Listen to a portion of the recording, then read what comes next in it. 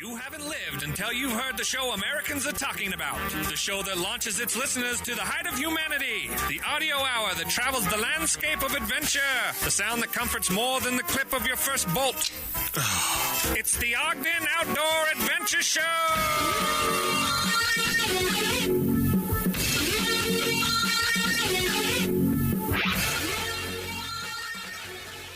Our Outdoor Adventure summits the airwaves. This is the Ogden Outdoor Adventure Show. I'm your host, R. Brandon Long.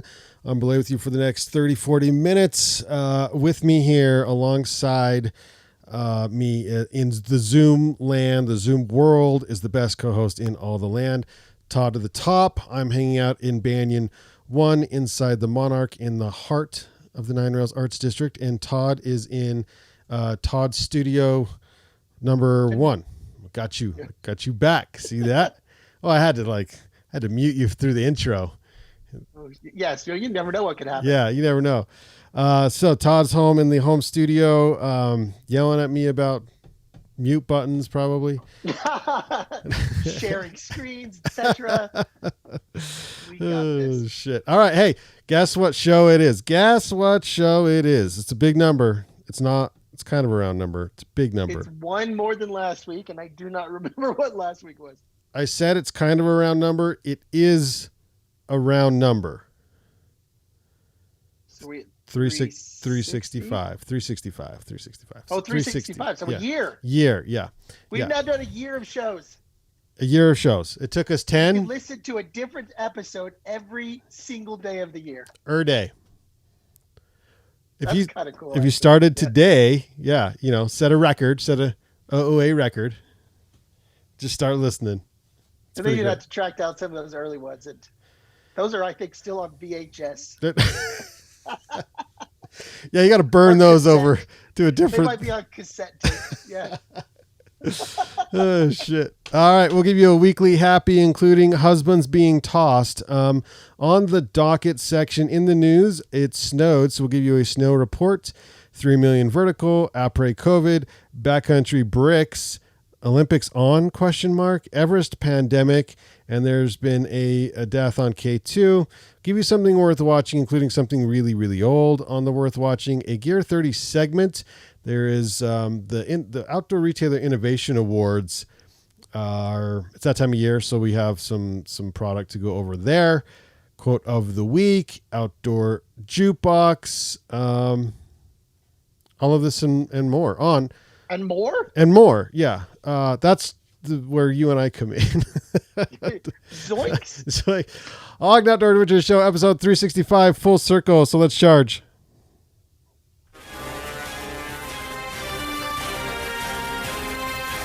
He summits with the agility of a mountain goat, flashes routes faster than UPS, is more intimate in the mountains than Jake Gyllenhaal. He's Todd to the top.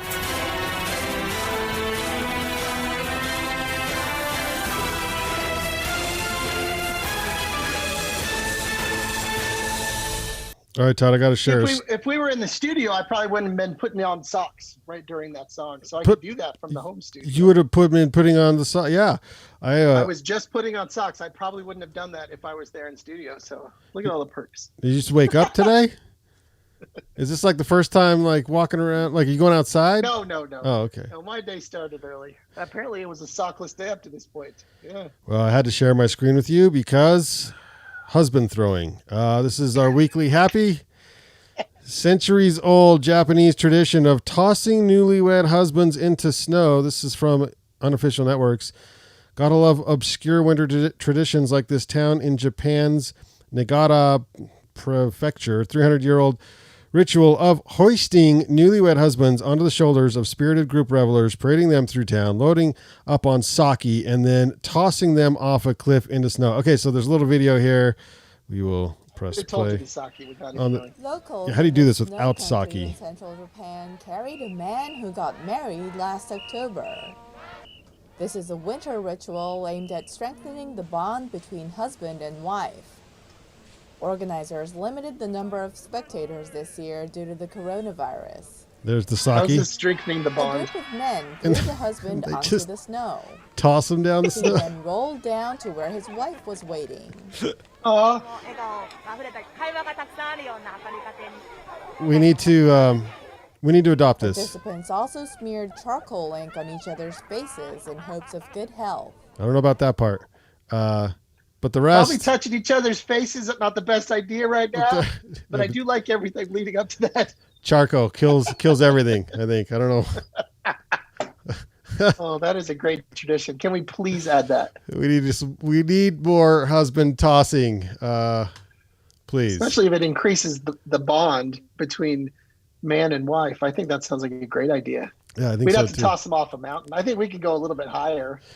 Yeah, I think that was sort of weak, you know. That was just kind of off a little. Yeah, I mean, Little we'll ruin it in America. We'll like literally toss them off like 200-foot cliffs. Well, they'll just like pull Danger. Where Yeah. there's real danger. Yeah. they'll pull like a parachute and then just land safely in the snow. Anyway, on the The docket, American tradition. the I Amer- like that. That's a good find. we did the Roosters B Street speaker series last night again, and I want to apologize to everyone who tried to watch on YouTube. The internet crapped out on us, and it sucked. And I was in charge, and I blew it. So you can watch it on Instagram. But I mean, when I say I blew it, I mean the internet really wasn't. You were working. responsible for the fall of the internet. That's a big no. I don't think we'll go that far. But The internet's a drag. I think now if they upgraded, have you upgraded to, you use like dial up. I think you were trying to, that's probably the problem. it was whatever Roosters was using, and then Corey, we tried to use Corey's hotspot, and then we tried to use my hotspot. It said 5G, but it was kicking out like hamsters. It wasn't doing what it was supposed to be. It wasn't doing. hot enough. It wasn't hot enough. So then we went back to the Roosters Beast. It just wasn't working. The Instagram is there, so you can watch it there. It did record, and I got to figure out how to re-upload the recording up to YouTube. So more on that later. But if you missed it, there's 2 more left. So that is the events portion on the docket portion. They're every Thursday. So next Thursdays, it's, be to B Street if you want to go down there around 6-ish. We get started about 6:15, 6:30. Or tune in on the YouTube or Instagram on Ogden Avalanche. So that's that. The Moonlight touring of Snow Basin has been bumped to Sunday night. So it was supposed to be last night, but they had to bump it. We got the red light, so we had to bump it. So Gear 30 is providing 6 sets of touring skis, and we have boots. If you've never skied uphill and would like to, it's free demos that night. It's Sunday night, Snow Basin, 6 o'clock, Earl's Lodge patio, whatever they call that space right there. Just meet it. We'll have a Gear 30 booth. Meet us up there. It's for the ski team, Ski Foundation. So anyway, it's uphill night. They'll do swag and all that kind of stuff later, but Gear 30 is offering, we have 6 different ski touring setups that you can demo. I probably won't be there. We'll see. But we have staff working it and everything. So there's that. Also on the docket, if you want your AIARE level 1, there's one through Ogden Avalanche, February 13th through 15th. I'm not sure if it's full yet. And then WSU Full Moon Snowshoe through the outdoor program is on February 27th. $20 for general public, $14 for Weber State students. And then the Valley's Wildest Pond Skim, March 20th, Nordic Valley, $10. That means summer's coming soon. Spring, whatever. Yeah. Do you have events that I don't know about? Todd, am I forgetting stuff? Like, I mean, I know I'm forgetting some stuff. I just don't know.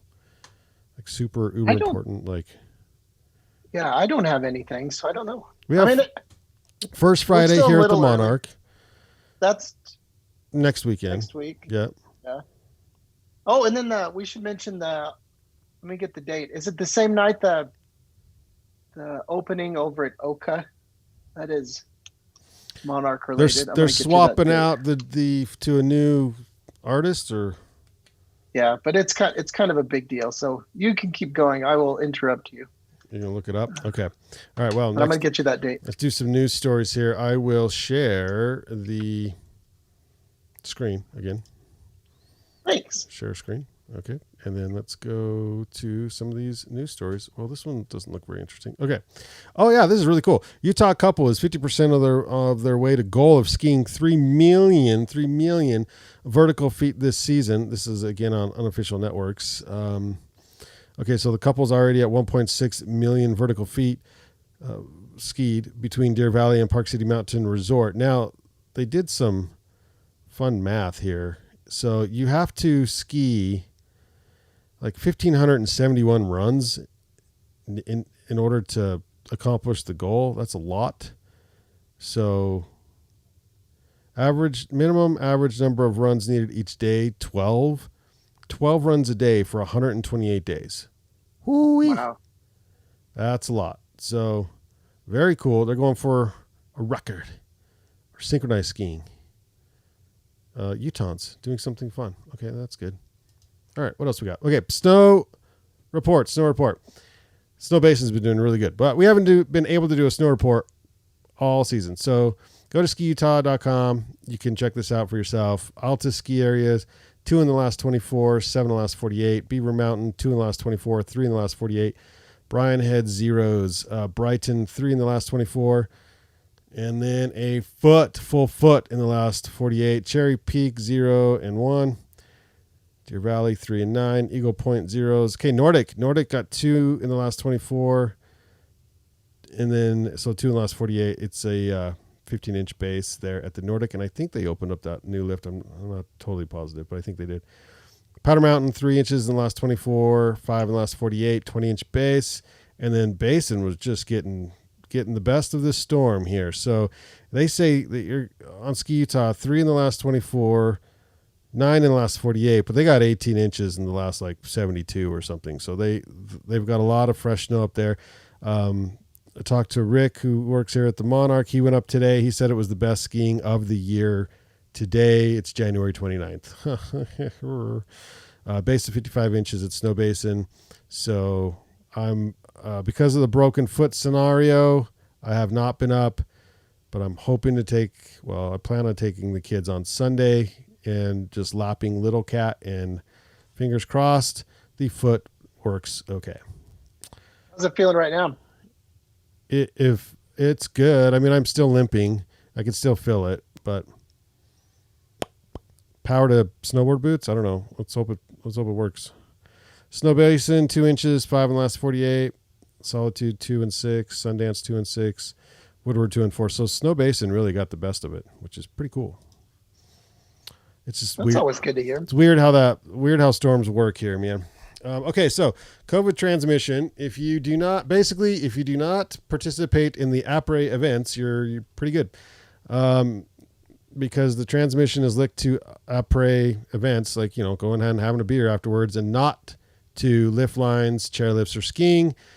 Probably could have guessed this going into it, because you got to be around somebody in an enclosed space for a little bit of time. So Colorado ski towns and counties have some of the highest rates of COVID in the country, which, by the way, if you've looked at the hot map for COVID, I use Domo. If you've ever checked out Domo, it's really cool. It runs like a 7-day average, and it updates every 10 minutes. So you can see if your state or your country or whatever is trending up or trending down over the last 7 days compared to the 7 days previous. And it gives you like a color-coded thing, and it's pretty sweet. But all of the United States, with the exception of Alabama, I think, is trending down over in the last 7 days. And so that's good, but still out there. And so this article here on Snowbrain says in San Miguel County, epidemiologists have not linked any outbreaks to chairlifts, skiing, or lift lines in Telluride, although they have contact traced many cases to APRE and the lifestyle surrounding skiing. What happens is, you meet the hottie and then you go back to the van, share a little COVID, That's how this works. Yeah, no. Beers in the bars is pretty much where you got to stay away from it. Anyway, that's good news that if you want to go skiing, you're probably, I mean, they haven't linked anything yet. The chances of you getting it on a chairlift or a lift line is very low. So there you go. That's good You're pretty news. bundled. You're pretty bundled. Well, and everybody's got the masks and everything. I mean, that's why when you take the masks off and you go to the bar and you drink, I mean, come on, this makes sense. Okay, so backcountry.com, yes, that.com. They're going to open some brick and mortar locations this year in an effort, this according to S News, to grow further into the brick and mortar retail market. Backcountry, the outdoor gear brand and digital marketplace, announced plans this week to open 2 storefronts, one in Park City, Utah, and one in Boulder, Colorado. Their world domination plan can only... What do you think of that? I think Gear 30 will stop them. You know, they can only do so much. What do you think about a significant online presence moving into that world? REI kicks their trash in all of those spaces, but Yeah. it is competition for, say, for instance, Gear 30 wanted to open a shop in Salt Lake. Well, now that immediately makes it harder to do because they have they kind of have a shop, like you can shop but they don't have a store in Salt Lake. So, this is in Park City. So I don't know. Also Boulder. You know, anyway, if you're outdoor retailer and you wanted to expand, expansion is not easy. And then if you're going up against a company that has, I'm assuming they've got cash, you know, a lot more cash than most small outdoor retailers do anyway. It just makes it harder. So I don't blame them. They should try brick and mortar. I think somebody should push REI, and because REI's there's nobody that competes with them on a national basis, like no one. So maybe that's their long-term plan, Backcountry, I have no idea. But I think just like with, you know, a Target and Walmart, or I don't know, wasn't there Cabela's and the other outdoor hook and bullet stuff? They all need someone to push them. REI doesn't have anybody to push them. Nobody. So REI needs some competition in the marketplace, and I think that would help everyone. In my opinion. That's my opinion. No, I think I would agree with that. How are I don't use Backcountry. How are their prices still significantly? Is it discounted high-end gear? Is it across the board? It's just an online retailer. So they've got sales on stuff and discounted stuff, but they have loads and loads of full price stuff. It's just an online retail. Online retail. No, you know, I do harken back to the good old Steep and Cheap days. That was where everybody first fell in love with Backcountry and the brand. Steep and Cheap. Yeah, that was fun. Tell you what, Steep and Cheap. It was kind of fun. Yeah, it really was. I do remember that. I pulled the trigger on a few things on Steep and Cheap. Oh, for sure. Well, you had to quick. Yeah. Okay, so the Olympics. Have you heard anything about the Olympics? Are we doing this or what? I don't know, but I did hear that they're like, nope. And then I did hear that. Now, is this the summer ones? Is this what we're talking about? Or is this winter ones? This is last year's 2020 that they're trying to do this year. The one that Florida says, we'll take it. Might as well. Florida's open. Olympic officials dispel cancellation rumors amid uncertainty. From the start, climbing's journey to the Olympics has been a roller coaster. That's the hardest thing. These athletes that are like, I don't know, because they're trying to plan their peak. They're trying to train so that they peak during the Olympics. Oh boy. And then the pandemic ruins it all. The sport was initially turned down for the 2020 Tokyo Games in 2013. Climbers received a second chance when a new program allowed the host country to add a new sport with a broad local and international appeal. 26 sports applied. Climbing was accepted, along with just 4 other events. So let's see. The Olympic Committee voted unanimously to include climbing in the 2024 Paris Olympics. Then the pandemic struck and the 2020 Games were postponed to 2021. This month, a series of articles cast doubt that the Games will take place at all. Oh boy. The Associated Press said that 80% of the people in Japan said that Tokyo Olympics should be canceled or postponed, or say they believe the Olympics will not take place. Well, yeah, We do not have it under control yet. Again, it's dipping, and I just don't know how fast it'll dip, and we also don't know what the new strains are going to look like, act like, do. So I don't know. This was on Climbing Magazine, by the way, or climbing.com. Yeah, and then I wonder how this affects getting set up for the 2024 ones, right? For the, does that affect the training then? Because it's the regiment, essentially it's every 4 years, and now it's going to be 3 if it gets back to the regular times. Boy, if you can't get ready in 3 years, what kind of athlete are you? But yes, it does screw with everything. So scheduling more than anything. That's yeah. what I'm thinking. They bump things a little bit. Can't they keep them isolated a little bit? You can watch all those events on TV. They did. That's why Florida said they'll take it, because they put the NBA in the bubble down in Florida and had basically zero problems during the NBA in the fall. So now that the NBA is trying to be normal, they have all kinds of problems. But in the bubble, it was great. And so I think maybe that makes more sense now why Florida said we'll take it, is because they've already experienced this with it's Disney World, right? Like, I guess it's huge. I've been to Epcot down there, but I've never been to Disney World. But I guess the grounds are just enormous, and they've got all kinds of facilities and stuff. And they don't have to build. It's not winter, so they don't have to build ski jumps and all that kind of crazy stuff. I don't know, but they'd have to do it fast because it's supposed to be like July or something, or August. But according to this, Tokyo said no, we're still on. And Yeah. got it. Okay, so speaking of pandemics, 2021 Everest season is in limbo as the pandemic rages on. This is on Rock and Ice, and light of the ongoing pandemic. Many operators are canceling their 2021 Everest expeditions. You have to move into more of that foreign voice, I think, for this, while others are going ahead. Yeah, it's the NPR foreign voice. So if you planned on Everest if you planned on it last year and it got canceled, it's looking pretty sketchy this year too, because you got to get there early, right?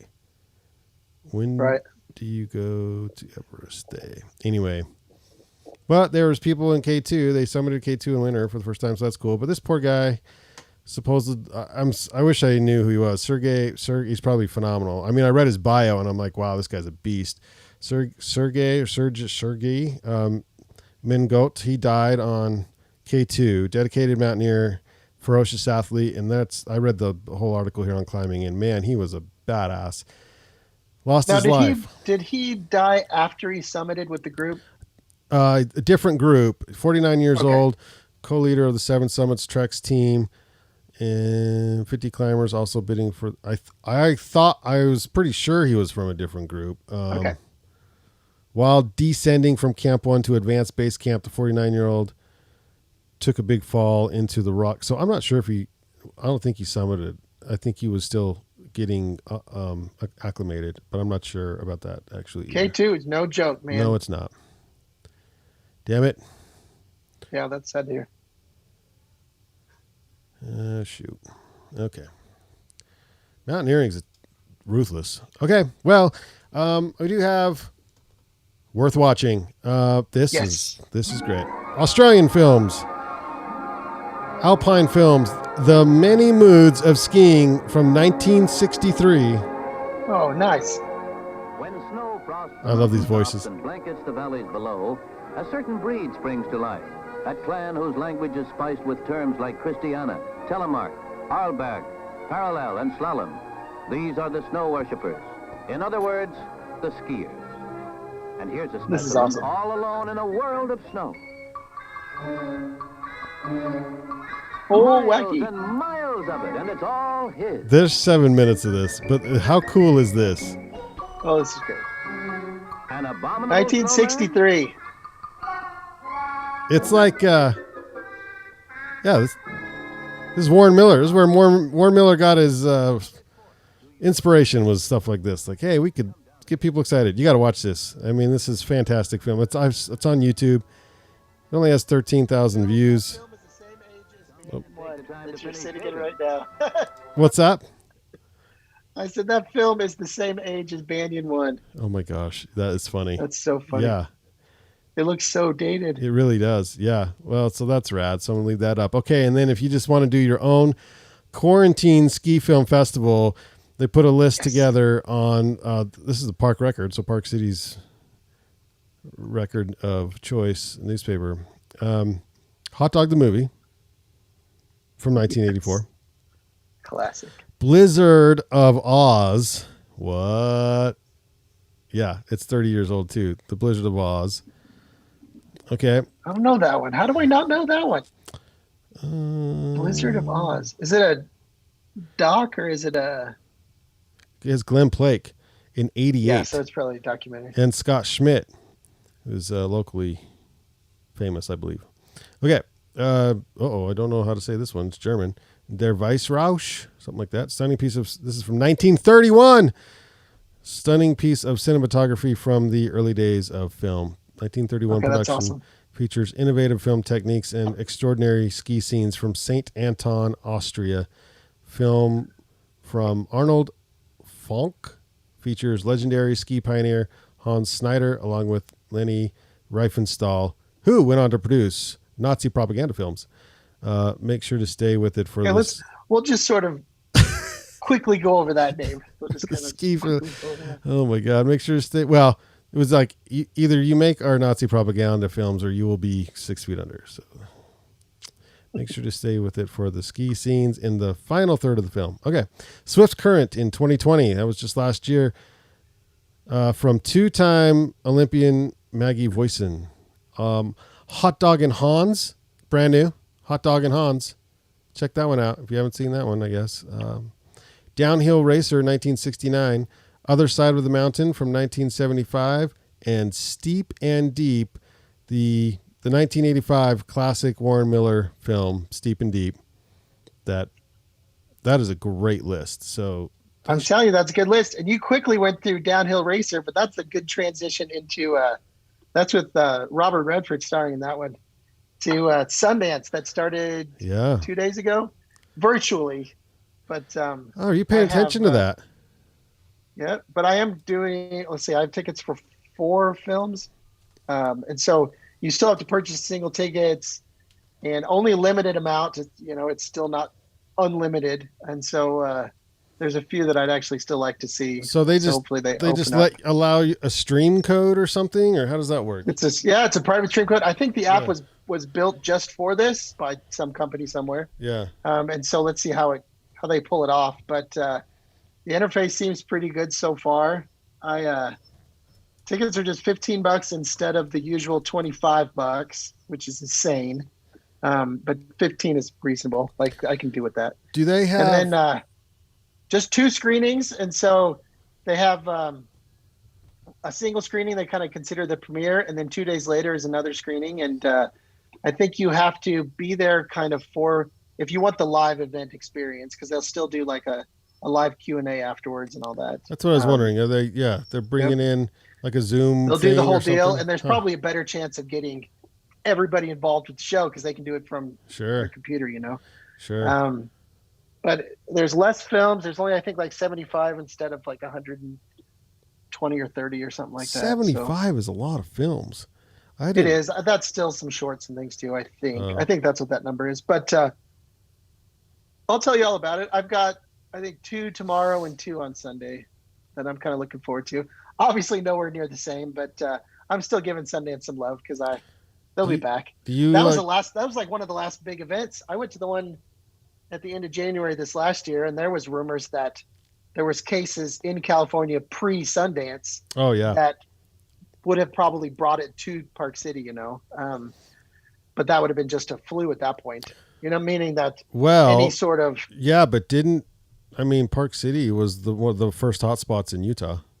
But that was, I think that was months later. I think that they were calling it that. But regardless, a film festival in these tiny venues is the last place anybody wants to be right now. And so I feel this one is a solid decision. And I'm stoked to see that. Plus, most people have pretty decent sized TVs now. And you just have your own little film fest at home. Right. Do you pop your own popcorn? Like, what are you doing? Damn straight. I'm doing the whole deal. Yeah. I'm going shopping tonight or tomorrow. I'm getting some snacks. Yeah. Doing the whole deal. I love it. And then they're still selling merch, so you can get behind it if you wanted to. Yeah. And so moving forward, trying to make the most of it. So I'm kind of excited about that. Yeah, Robert Redford was at the premiere already, I think a day or two ago. And so I'm looking forward to it. Resortless Robert Redford. Resortless. Yeah. Robert Redford. Yeah. Hmm. I'm sure he'll still keep busy. He probably still got a nice place here somewhere in Park City. Okay, so the quick Gear 30 segment. By the way, Gear 30 has a sale on winter apparel right now, 15% off if you're interested. Zoleo was named the Outdoor Retailer Innovation Awards Product of the Year. I'll share my screen real quick, and we can try and zip over to the old Zoleo product. This is a really cool device that allows you to text to people. You can't send your nudes, Todd, but you can send some texts. So you are in the middle of nowhere and you don't have service on your phone. Well, this is a satellite communication device. Zoleo provides SOS alerting with 24/7 monitoring, check-in, and weather forecast. So you can text using your phone app, and it goes through the device here through satellite global technology. And what's that cost? That's the kicker, is most of these products on the market right now are between $300 to $400. Zoleo created this product, and it's $200, and it's like at the top of the list as far as quality. Is there like a monthly fee or something using it? Or? You pay $200, and then you pay. See, there's monthly plans. You can pay depending on how many messages you want to send. So $50 is unlimited messages. So like bad. You're gone all the time. $35 is 250 messages. Which if you're just using this thing, or if you're a guide or something, it'd be worth the investment probably. Oh yeah, for sure. And then basic is $20, and then it's like $25. So there's and then you just throw this in your pack. If you ever get in trouble and you're by yourself or with the group that does, no one has service, you don't have to buy a sat phone anymore. You can text for help or hit the SOS button, or just text people and say, I love you, good night, whatever, stuff like that. Holy shit. Yeah. That could be like a big old peace of mind game changer. Abso-freaking-lutely. If that's affordable, which it is. Yeah. I mean, that's affordable. So we brought these into Gear 30 right before Christmas, and I didn't know anything about them. I'm like, okay, new product. All right, whatever. This company bought all of them online to give to their employees or whatever as soon as we brought them in. It was crazy. So we had to reorder instantly, and they sold like crazy during Christmas. So people digging them. You can't beat the price and for the quality, and they perform the same as their competitors. At like $100 to $150 cheaper, which is fantastic. I say we get one and just use it for a phone. Just use it for your day to day. Yeah. Yeah. Not worst idea. Not super compact, but it's pretty funny. Other entries into Innovation Awards. Big Agnes came out with it's a new closed cell foam sleeping pad. Basically looks like a yoga mat, but it's made out of 60% recyclable stuff or something. Let's see, there's a tent on here. This decathlon sets up in 2 seconds. There's no poles in this tent. It's a car camping tent because it's heavy, but you take it out and it basically you just unfold it and it stands by itself, and you can guy it out, but it sets up in less than a minute. Weird thing about this tent though, if you can see the screen here, Todd, it's black on the inside. They use this material that knocks out the sun. So like if you want to sleep all day, you go in this tent. But I was talking to Greg earlier on a podcast, and I'm like, I like to see the sun come up. Like I like this, you know what I mean? I think it's one of the perks of going out into the outdoors. Yeah. So I don't know about that. All right. This new Konkin backpack from Fjallraven. Yeah, no, we know Konkins aren't new, but this Konkin is called the tree Konkin because the fabric is made out of a tree. They somehow spin that bark really thin and stuff, and then they make it into a fabric. So this is a bag from Fjallraven made from pine and tree bark stuff, which is really weird, but cool because there's no plastic in this bag. So it will eventually, you would think, dissolve. But just sustainably grown tree bark stuff. stuff from Sweden. Sweden tree bark Nice. stuff. Yeah. Sweden tree bark stuff. Also, they've got this nice little wheelchair that is all-terrain, so that's new. That's cool from Extreme awesome. Motus. Let's see what else we have that I looked at that I can tell you about. A lot of it is environmentally stuff, but most of these companies are using different types of environmentally friendly stuff. This new snowboard, Nitro Snowboards splitboard boot is called the Incline, and it has a little flex, has some flex to it, so you can hike in it. Cool, but not really, I guess. I don't know. It's okay. I'd have to use it. If maybe after I used it and it worked really well, I'd be like, all right, awesome. This one kind of cracks me up. Sawyer products, which we use all the time and I really like in the backcountry to filter water, came out with a tap filter. They're like, what are we doing? Let's just put it in homes. So this is not innovative, folks. This is just called being smart and making it for a house instead of, or in addition to all your backcountry stuff. So if you really like the brand Sawyer and you like their filters, you can consider buying one for your house. That's a clever idea.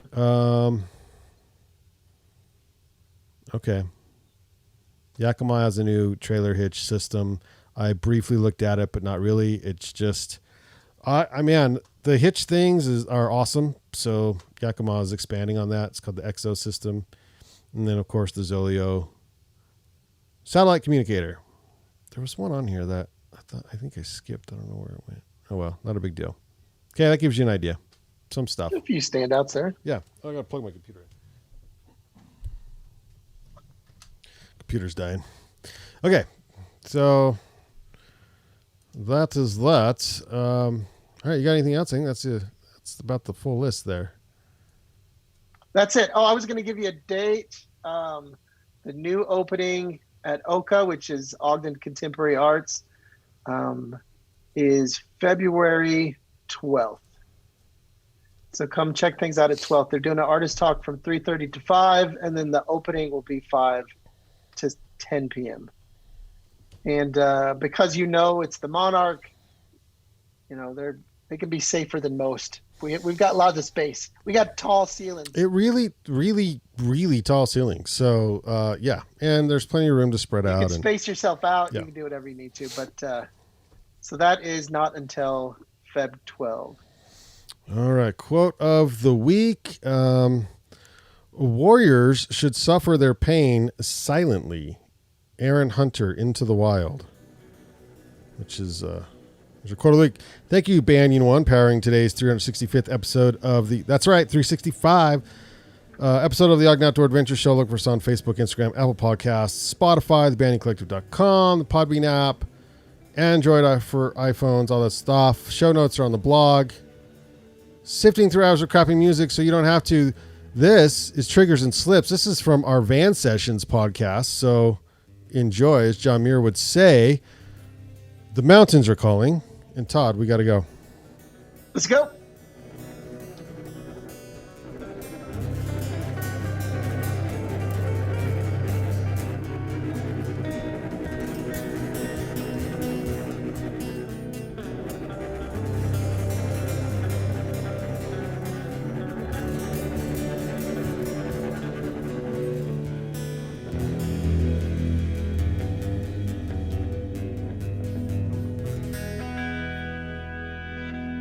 There's a step in the line, and I'm feeling it's fine to jump on the very next stranger.